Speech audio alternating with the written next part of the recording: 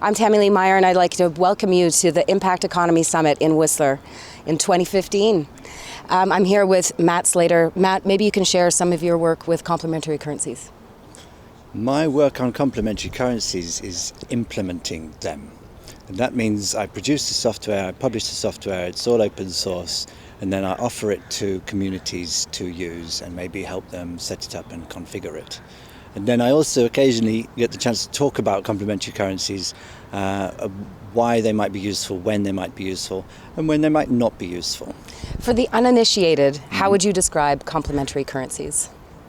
A complementary currency is usually a system of counting the gifts that people give to each other or the exchanges they make in a way that might work better than money. There are many reasons why money doesn't work or it might not be appropriate, and we can design better tools to do those things. So let's talk about the tools. What are the tools that you've been designing? I work in a content management framework called Drupal. Many software developers will have heard of that. An advantage behind using Drupal for giving packages to communities is that it's very easy to configure without writing code. And that means when I give a community a complementary currency package, they can have much more ownership of it themselves. And that means they don't depend on me, and they can set it up and configure it and design it and run it themselves.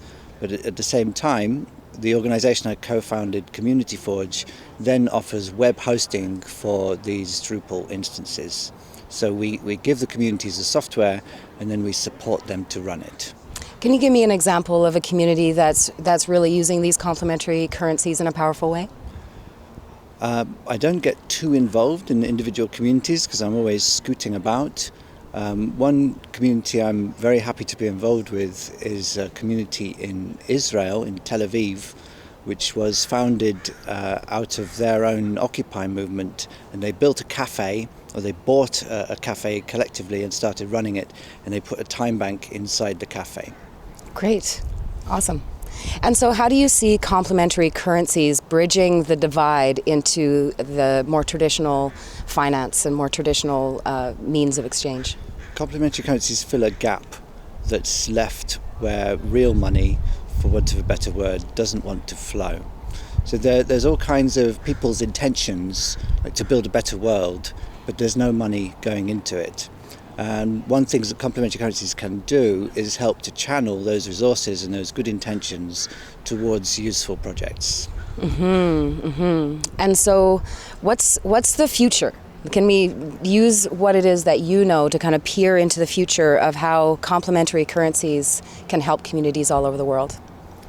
I'd like to see many more people understanding better how complementary currencies can help and plug those gaps, and to see communities introducing their own tools, designing them as they go along, and then joining them all together.